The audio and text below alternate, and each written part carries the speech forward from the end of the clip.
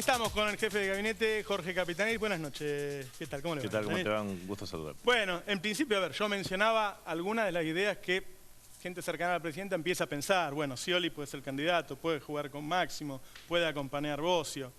¿Qué se puede contar en el aire de lo que se está pensando en el gobierno? Yo creo que nuestro espacio, que es el Frente para la Victoria, tiene tres atributos que son esenciales. Primero, una líder política que es excluyente, que es la Presidenta de la Nación, Cristina Fernández de Kirchner. En segundo lugar, tiene una base territorial políticamente consolidada, tanto en gobernaciones como en municipios y comunas. Y a su vez tiene la particularidad de un proyecto político, que tiene obviamente adherentes y opositores. La interacción en democracia siempre es oficialismo y oposición. Obviamente el oficialismo pretende garantizar la continuidad del proyecto político y la oposición una alternativa de cambio.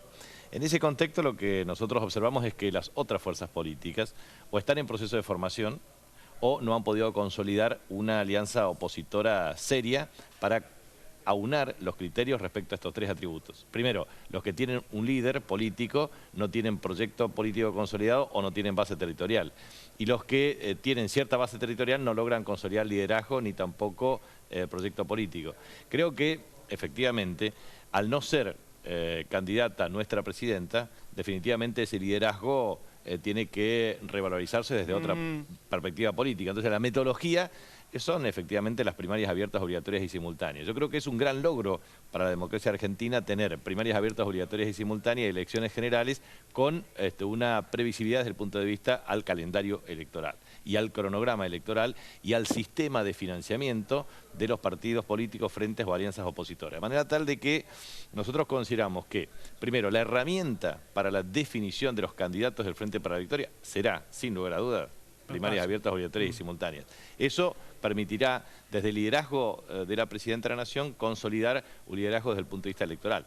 En segundo lugar, creo que nosotros tenemos una base territorial muy sólida y tenemos que reafirmar esa base territorial. Y en tercer lugar, el tema central acá es el proyecto político. Y el proyecto político no puede interpretarse de un modo diferente a quien efectivamente lo lidera. Entonces, allí es donde efectivamente la comunicación de ese liderazgo se tiene que poner de manifiesto. Entonces, cuando uno analiza esto, tiene que hacerlo de un modo muy sintético. Primero, ¿cuáles fueron los problemas que enfrentó Néstor Kirchner como presidente de los argentinos? Primero, deuda, crisis de deuda, default. Enfrentó 54% de pobreza, 27% de indigencia, 25% de desempleo. Enfrentó los problemas de destrucción del aparato productivo y la matriz industrial. ¿Qué hizo? Bueno, un gran esfuerzo desde el punto de vista de reducción. Pero ¿no cree que la gente vota por futuro más que por lo que pasó antes? Pero primero, memoria respecto a lo que se hizo y los avances. O sea, primero, creo que se logró inclusión social. Nadie discute eso en Argentina hoy. En segundo lugar, nadie discute que se ha generado políticas de mayor equidad. Nadie discute que se ha propiciado un proceso de desarrollo productivo y de reconstrucción de la matriz industrial. ¿Qué falta? Ahí están los desafíos. O sea, primero, lo que se hizo, segundo, lo que falta. Lo que falta es, primero, consolidar una estrategia de autoabastecimiento energético. Sin YPF es absolutamente imposible. Segundo, es necesario recomponer aún más el tejido industrial, acelerar aún más el proceso de sustitución de importaciones con el objeto de aumentar la capacidad de producir localmente componentes. Imagínese si la gente votara hoy y hoy le vota por la inflación, Capitanich. Mire, ¿no? Primero, desde el arco opositor siempre se plantea que la inflación es 40%. Eso pero es no una importa, mentira. Si es 25, como dice el INDEC, es un montón. Pero no es ¿Cuántos países en el mundo tienen 25? Es cierto que es parte de una agenda de la derecha en el mundo. Y en América del Sur el mismo tema lo tuvo Dilma Rousseff. Pero digo, es un problema, nadie duda que es un problema. Y yo no soy de derecha, pero digo, a mí me preocupa ¿cuál es pero digo, ¿cómo lo vamos a resolver? Se resuelve de la manera que permite superar una transición. ¿Por qué se produce un problema de desbalance de precios en Argentina? Primero, por asimetría de oferta y demanda. Segundo, por concentración económica. Tercero, se produce por un problema de expectativas. Eso tiene que ver con un conjunto de acciones que nosotros lo estamos articulando. Primero, si uno toma, y esto tiene que ver con resultado fiscal, si uno logra autoabastecimiento energético, resuelve tres problemas. Primero, pero falta mucho para eso. Pero falta en tanto y en cuanto se mida la velocidad de la inversión. Mayor inversión implica mayor velocidad. Este año la proyección de déficit energético es 7.043 millones de dólares. El volumen total de demanda son 12.000 millones de dólares. El 90% de la demanda de energía es autoabastecimiento en Argentina. Se hicieron inversiones extraordinarias, pero eso tiene que ver también con los desafíos que tenemos. Pero, ahora, ¿no está bajando la inversión en vez de subiendo en este momento? No, justamente lo que se advierte es el rol protagónico de YPF para incrementar los niveles de producción. No, me refiero a la inversión general del país, porque cuando hablamos de la inflación es una cuestión de oferta y demanda. Toma datos, toma CEPAL, datos de organismos internacionales, y advierte que Argentina está en torno al 20,5% de inversión bruta interna respecto a Producto Interno. Habíamos llegado al 24,25. 24,3 excepcionalmente en el año 2011, pero tomamos comparación, 21,7% Francia, Alemania 16%, 14% Brasil, o sea, comparemos también con distintos países del mundo. Y ¿14% está Brasil, Capitán? 14, 16%, ahí está, o sea, tenemos un problema objetivo desde el punto de vista de la dimensión, pero hay que comparar, porque o sea, a mí me gusta comparar con otros países. Si estás, si está en la comparación, vos mirás el tema deuda, Producto Interno Bruto. Argentina tenía deuda en manos privados, en moneda extranjera, 75% en el año 2002-2003. Hoy tenés 8%. Cuando vos mirás Luxemburgo, más de 300%. Ahora, si nosotros le tenemos que decir a la gente el año que viene cómo va a ser, ¿el año que viene va a haber menos inflación que este año? Naturalmente, las proyecciones que nosotros tenemos en el presupuesto público es del 15,6%. ¿Y por qué bajaría de lo que hay hoy al 15%? Todos los analistas ortodoxos dicen que el problema central es la expansión de la base monetaria. Este año, ¿cuánto fue? Un poquito más del 20%, inferior inclusive al programa monetario.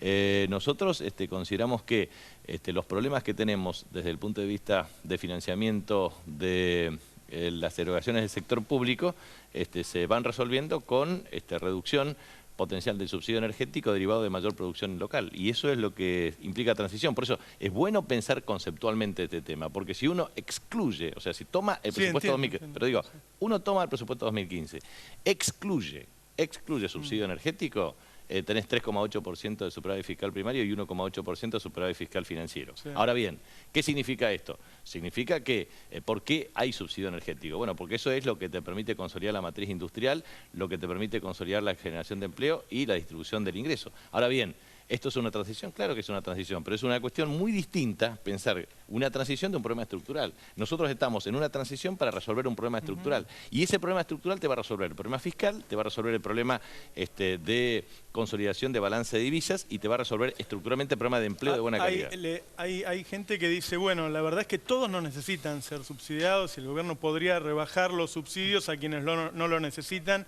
No solo a la clase media, media alta, una parte, sino incluso a sectores empresarios que por ahí no necesitan ese subsidio. Bueno, justamente cuando se aplican determinado tipo de medidas, uno observa el bombardeo mediático diciendo que cómo se afecta cuando se excluyen determinados tipos de subsidios. Pero los medios que digan lo que quieran. Bueno, está bien, lo importante es hacerlo justo. No, pero bueno, primero, en materia energética, nosotros hicimos... A ver, yo pago muy barata la electricidad en mi casa. Bueno, está bien. Y yo tendría que pagar más. Bueno, pero eso implica toda una política que nosotros estamos llevando adelante. Por ejemplo, cuando uno toma los acuerdos de convergencia tarifaria, energética, en materia de electricidad, la República Argentina hizo, digamos, el Estado Nacional, suscribieron casi 24 acuerdos, excluyendo obviamente lo que es el área metropolitana. Sí.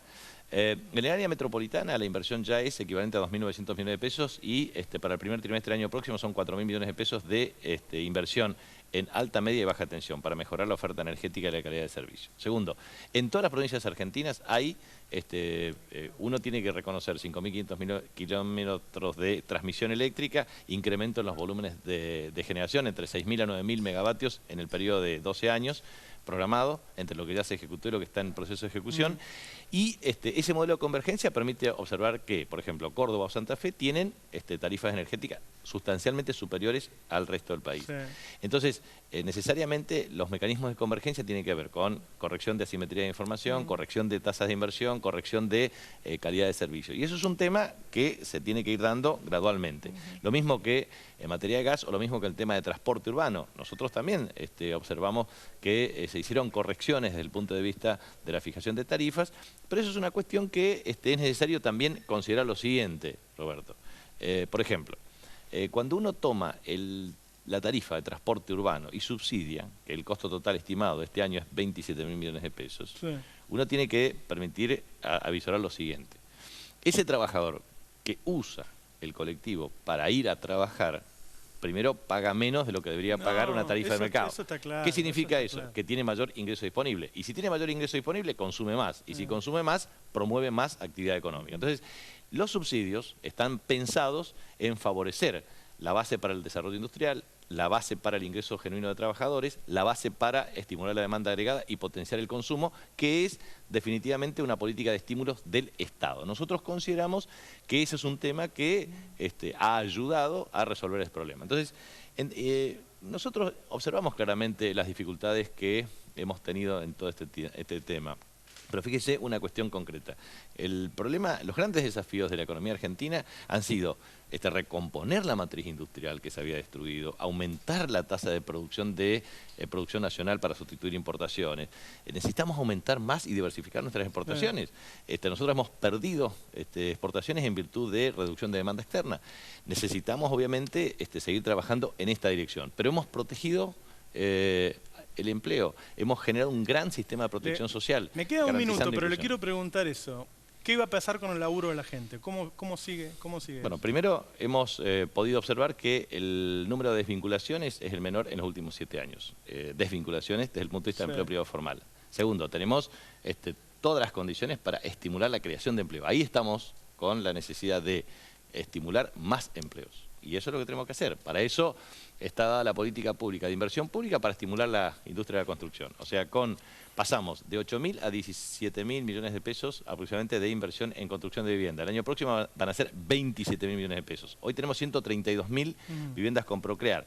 Esto también es un estímulo en materia de crédito hipotecario. Nosotros necesitamos seguir apuntalando lo que significa el nivel de industria de la construcción. Pero claramente lo que nosotros observamos es que la dinamización de las políticas públicas. Yo creo que otro tema que es importante ver es, este año, este trimestre, 4.200 millones de dólares de ingresos de cerealera, 5.700 con los 1.500 millones de dólares adicionales, con la apertura en materia de trigo y maíz, nuevas transacciones que permitirán efectivamente tener una meta de ingreso de divisas. Segundo, 4G, la licitación para los niveles de ingresos. Tercero, los niveles de cumplimiento de metas de exportaciones de otros grupos. Entonces, creo que es muy importante todo lo que se ha hecho para culminar bien el año y afrontar el próximo año con toda la decisión que implique, obviamente, más producción y más empleo, que es la base de este modelo. Porque es para finalizar, digamos. Lo que yo digo es lo siguiente. Muchas veces uno observa en el arco opositor que primero iban a derogar todos. Entonces, después cuando observan la reacción popular, dicen no vamos a derogar nada. Entonces, el problema central nuestro es lo siguiente. Si la oposición no va a hacer nada ni va a derogar, entonces siempre lo original es mejor que la copia. Muchas gracias, Capitanich.